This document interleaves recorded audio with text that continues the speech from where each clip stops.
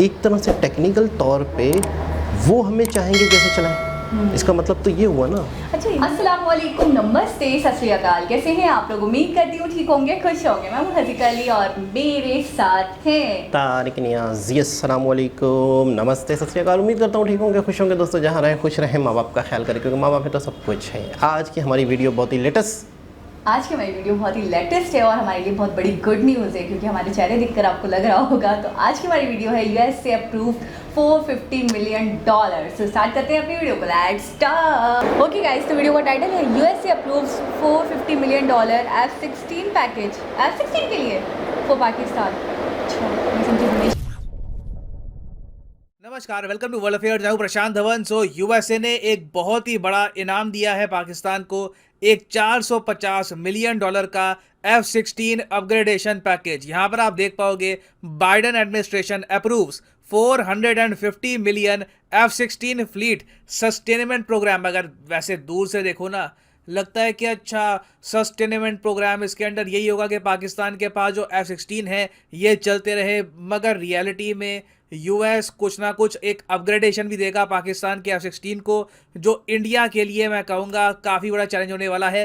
क्योंकि again US ये सब कर रहा है आतंकवाद से लड़ने के नाम पे, कि पाकिस्तान को आतंकवाद से लड़ने में हेल्प मिलेगी, जबकि पाकिस्तान ने आतंकवादियों के अगेंस्ट F-16 यूज़ नहीं करने, ये F-16 यूज़ होंगे इंडिया के अगेंस्ट। तो ये बहुत ही ज़्यादा बड़ा स्टेप है बाय जो बाइडन। क्योंकि आपको याद होगा डोनाल्ड ट्रंप ने अपने टाइम में जो भी मिलिट्री असिस्टेंस है पाकिस्तान को, ये बंद कर दी थी, ये कहकर कि पाकिस्तान एक आतंकवाद का सपोर्टर है और यूएसए को इस टाइप की असिस्टेंस पाकिस्तान को नहीं देनी चाहिए। तो जो बाइडन ने इफेक्टिवली डोनाल्ड ट्रंप का जो निर्णय था 2018 वाला, इसको रिवर्स कर दिया है 4 साल बाद। अब हम देख रहे हैं कि US proper military assistance provide करेगा पाकिस्तान की F-16 फ्लीट के लिए। तो डिस्कस करेंगे यहाँ पर हुआ क्या है, इंडिया पे इसका इम्पैक्ट किस तरीके से होगा, बहुत कुछ आपको जानने को मिलेगा।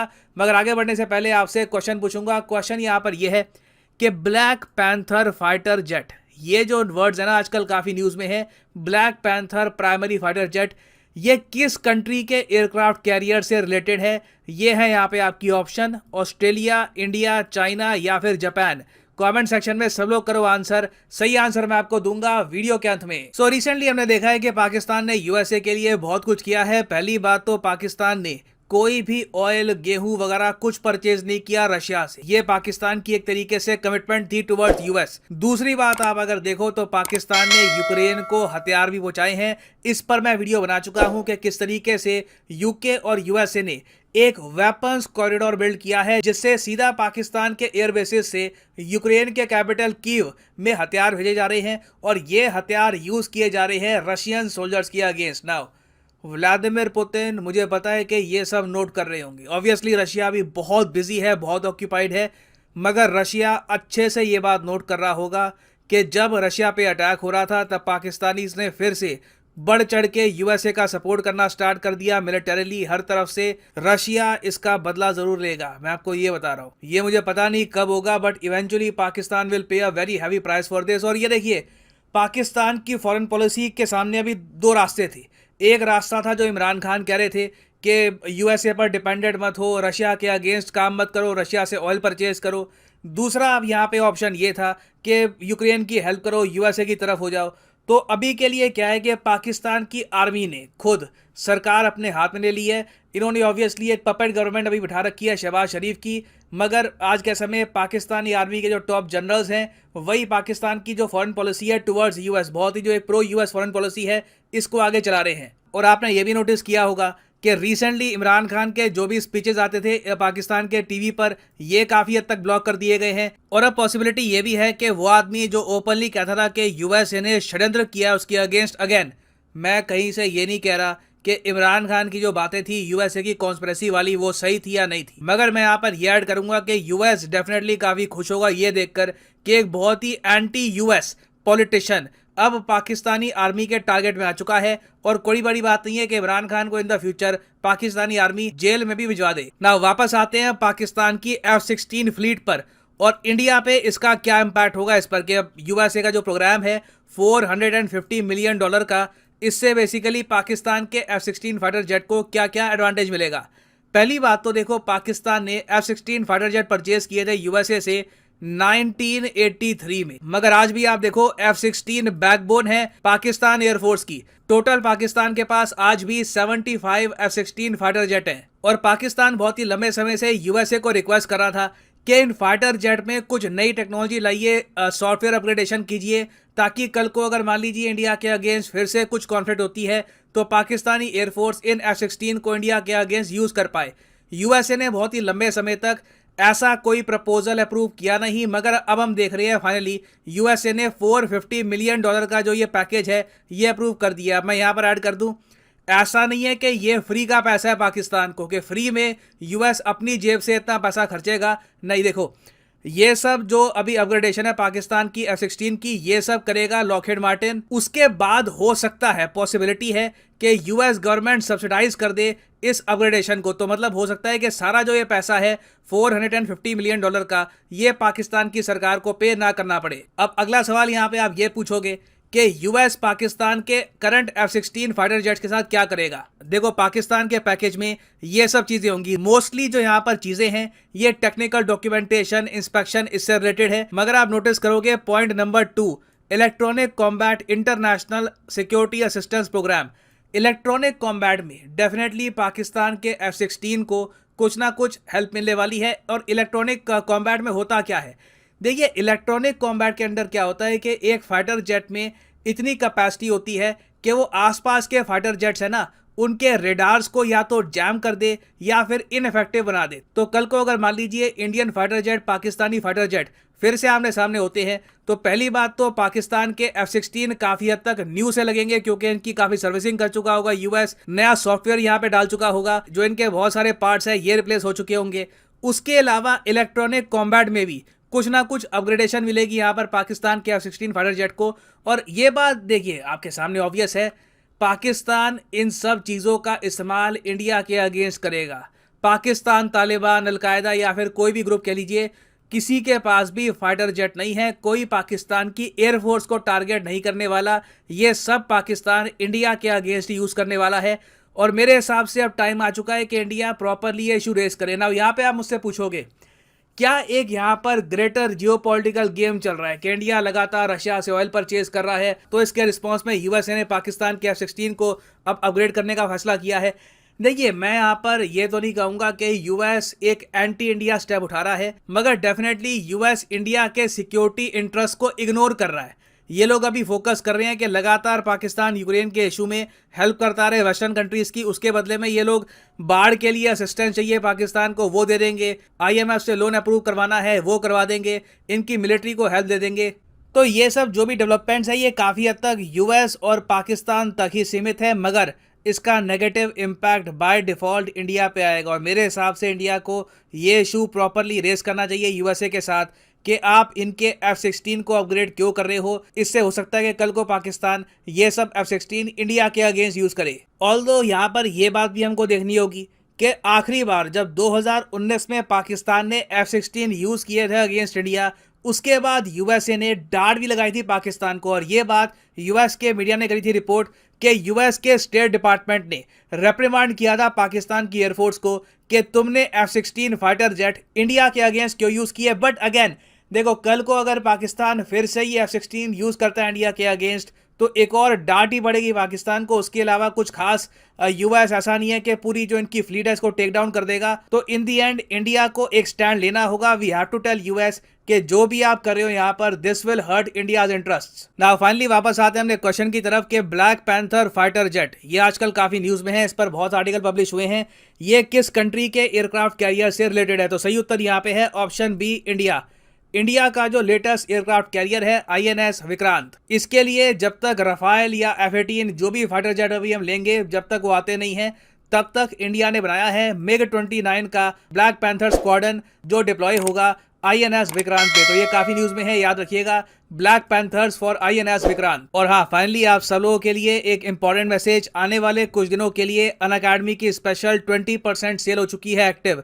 यूजुअली आप देखोगे कोई भी कोर्स ऑन अकेडमी का उस पर 10% डिस्काउंट होता है, आने वाले कुछ दिन तक ये डिस्काउंट 20% रहेगा। तो कमेंट सेक्शन में जाओ, किसी भी एग्जाम के लिए आप प्रिपेयर कर रहे हैं, लेट्स से आप प्रिपेयर कर रहे हैं फॉर यूपीएससी, तो क्लिक करिए यूपीएससी पर, और आपके सामने खुल जाएगा ये पेज और यहाँ पे आप यूपीएससी एग्जाम के कोर्सेज परचेज कर सकते हैं। फ्लैट 20% डिस्काउंट आपको मिलेगा for a limited time period. यहाँ पे कोड डालिए PD10 और आप देखोगे प्राइसेस बहुत ज़्यादा गिरना यहाँ पे स्टार्ट हो जाएंगे। So you can save a lot of money, but ये ऑफर सिर्फ लिमिटेड टाइम के लिए है। कुछ समय के बाद वापस 10% डिस्काउंट शुरू हो जाएगा। तो अगर आप कोई कोर्सेज परचेज करना चाहते हैं by Unacademy, now is the right time to do it. So इसी नोट के साथ ये है वीडियो कांत। Thank you for listening and as always God bless you all. जी जनाब।